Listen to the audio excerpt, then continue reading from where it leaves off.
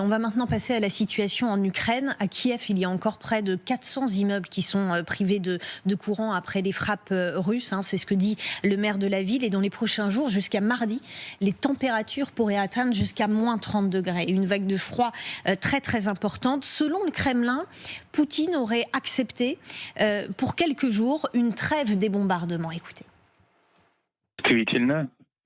En effet, le président Trump a personnellement demandé au président Poutine de s'abstenir de frapper Kiev pendant une semaine, jusqu'au 1er février, afin de créer des conditions favorables aux négociations. Il n'y a rien d'autre à ajouter à ce qui a déjà été dit.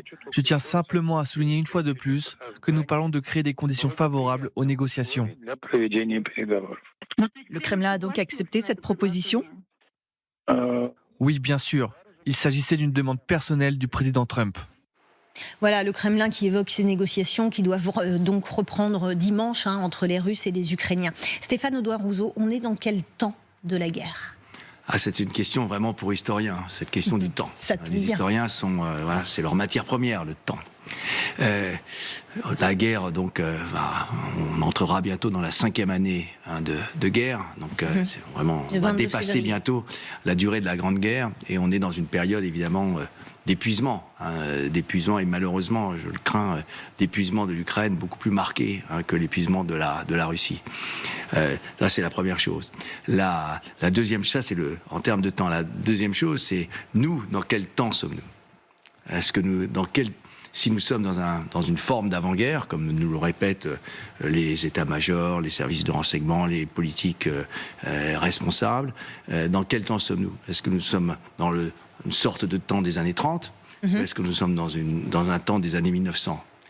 Selon la situation, c'est complètement différent. Si nous sommes dans un temps des années 1900, c'est les somnambules, c'est les somnambules de Christopher Clark, vous voyez, où des États, des puissances se comportent de manière irresponsable jusqu'à la catastrophe finale. Et à ce moment-là, si on est dans ce temps-là, eh bien les pacifistes ont raison. Si nous sommes, ce que je pense plutôt, dans un temps qui ressemble aux années 30, il faudrait savoir à quel moment des années 30, en 35, 36, 38, 39, à ce moment-là, c'est tout à fait différent. La situation à ce moment-là, c'est que nous n'avons pas le choix. Nous sommes désignés par un ennemi, et nous n'avons pas d'autre choix que, évidemment, de nous préparer le plus rapidement possible. Et à ce moment-là, les pacifistes ont absolument tort. Vous voyez, c'est ce jeu sur le temps et les ressemblances avec des temps historiques précédents en termes d'avant-guerre.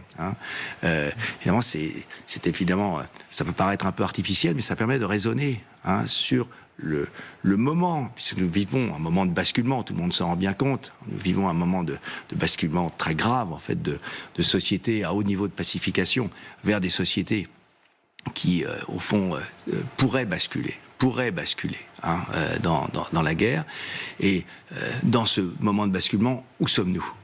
Et est-ce que les dirigeants européens et est-ce que les opinions européennes ont conscience d'être potentiellement dans cette période d'avant-guerre, c'est-à-dire que cette guerre en Ukraine nous concerne, nous menace, nous, y compris en Europe de l'Ouest, y compris en France. Et certes, je crois que la séparation, la dichotomie entre Europe orientale et Europe occidentale est évidente. En Europe orientale, ça fait longtemps qu'ils sont parfaitement conscients de vivre un avant-guerre avec tous les dangers que ça représente et aussi les formes de préparation qui se déroulent dans ces pays. Dans les pays baltes, par exemple, en Pologne, c'est une évidence. En Europe occidentale, je crois qu'on n'en est pas du tout là. Il y a une inquiétude, sans doute, qui a fini par se faire jour. Mais enfin, nous sommes, à mon avis, encore en pleine inconscience. Et c'est une inconscience qui date de loin. Fondamentalement, nous étions dans une déprise de la guerre depuis 1945, en Europe occidentale, que nous croyions définitive.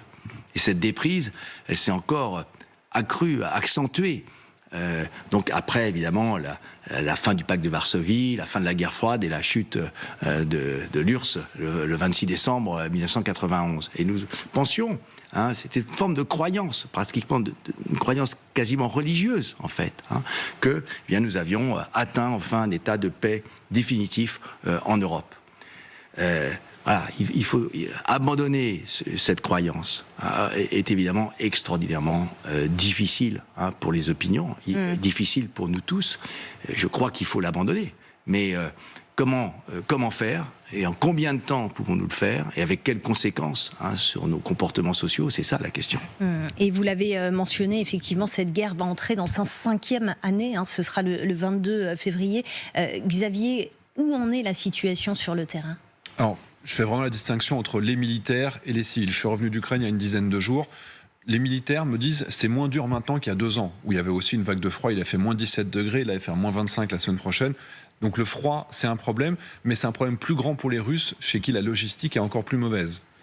Ils ont maintenant la quantité de drones nécessaires pour arrêter les Russes. Les Russes n'ont quasiment plus de véhicules, ils n'arrivent plus à engager de troupes comme le passé, avec des forces qui allaient progresser derrière un char, par exemple. Donc réellement, sur le front, probablement que le mois de janvier va être le plus faible mois de progression russe depuis quasiment toute l'année dernière, sur quasiment 1 an. Donc d'un point de vue militaire, il n'y a pas de problème. Enfin, il n'y a pas de problème. Il y a des souffrances, mais c'est plus celles qu'il y avait par le passé. Ils ne sont pas inquiets. C'est vraiment important. Ma vraie inquiétude, et pour la première fois, je suis plus inquiet pour la population que pour les militaires. La population... Et je vivais vraiment dans le centre de Kiev. J'avais loué un appartement juste à côté de Maïdan. Il faisait 5 degrés à l'intérieur, moins 15 degrés dehors, 5 degrés à l'intérieur. Et quand on y a de l'électricité, il y avait de l'électricité de 22h jusqu'à 8h du matin. Vous pouvez pas vous chauffer, vous pouvez pas faire de thé, vous pouvez pas travailler, les entreprises ne fonctionnent plus. Au bout de 3 jours sans électricité, les serveurs des banques ne fonctionnent plus, on peut plus payer. Les boulangers ne peuvent plus faire de pain. Donc il y a une vraie souffrance de la population. 600 000 habitants de Kiev ont quitté Kiev dans les dernières semaines pour essayer de se réfugier dans les dachas chez les voisins, etc. Donc cette vraie souffrance-là, est-ce que l'Ukraine ne va pas s'effondrer économiquement ? Et donc évidemment, si l'arrière s'effondre, il n'y a plus cette production industrielle, ces milliers de drones qui arrivent tous les jours, qui fait que le front non plus ne tiendrait pas. Stéphane Audouin-Rousseau, dans votre ouvrage, vous écrivez « Notre refus de voir, notre aveuglement s'attache désormais au déni de la défaite ukrainienne. Nous ne cessons pas de nous accrocher à l'espérance d'une fin victorieuse de la guerre pour l'Ukraine. » Est-ce que, pour vous, l'Ukraine a déjà perdu ? J'ai toujours été un fervent partisan de l'Ukraine. Et je trouverais que la victoire russe serait absolument immorale, mais la guerre, malheureusement, n'est pas une question de morale, mais une question de rapport de force. Je crains que, malheureusement, l'Ukraine a perdu l'essentiel des territoires du Donbass par notre faute. Nous n'avons pas cru à l'attaque russe et nous n'avons pas cru qu'il était nécessaire de prendre des mesures donc pour dissuader et d'aider l'Ukraine et d'envoyer peut-être des armements et des hommes avant que cette guerre. L'ancien secrétaire général de l'OTAN l'a reconnu de manière tout à fait explicite.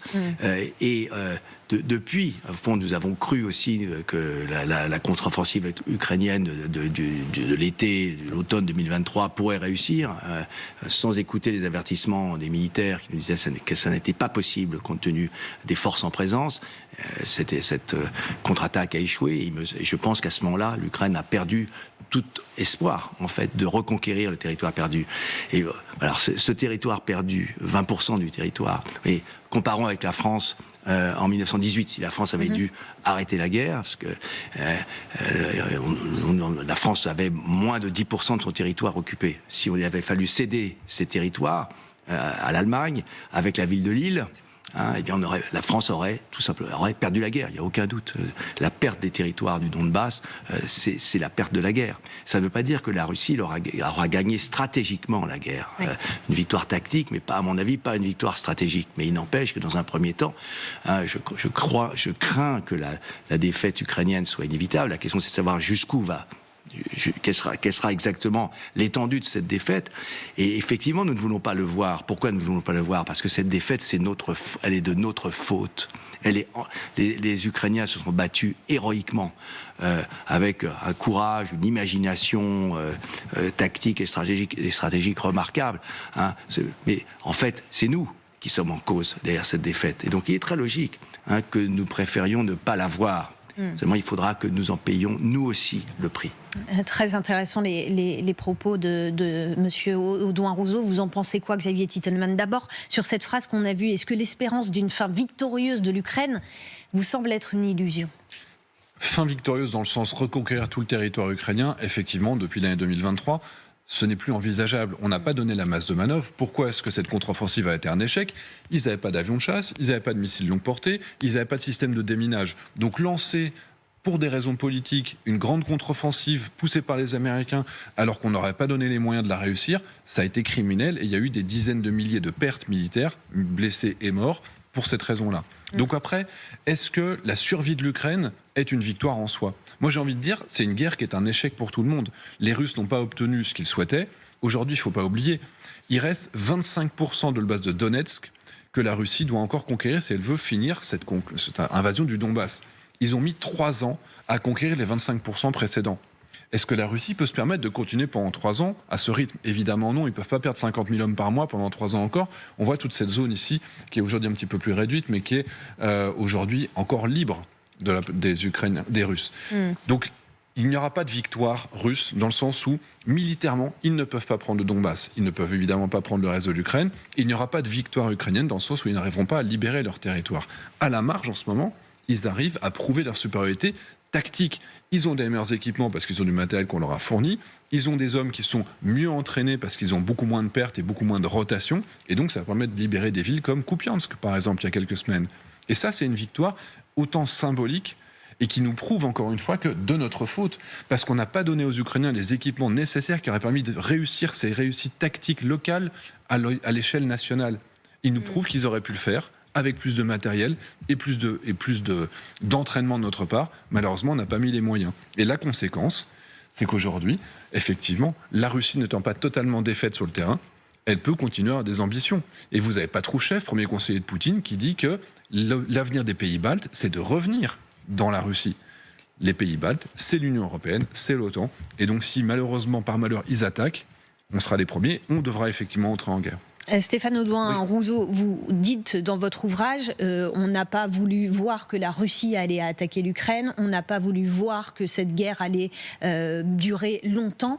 Et maintenant, que faut-il voir dans la période où on est ? Ce qu'il faut voir, c'est que je pense que toutes les déclarations en Russie le prouvent. Nous avons un ennemi. Nous pensons que, comme beaucoup de pacifistes, nous pensons que si nous ne désignons pas l'ennemi ne nous désignera pas. Mais malheureusement, il y a des situations historiques où l'ennemi vous désigne. Et la Russie nous désigne. La Russie nous désigne et je suis pas certain qu'elle soit aussi épuisée que vous le dites. Je suis plus pessimiste que vous dans une guerre de position.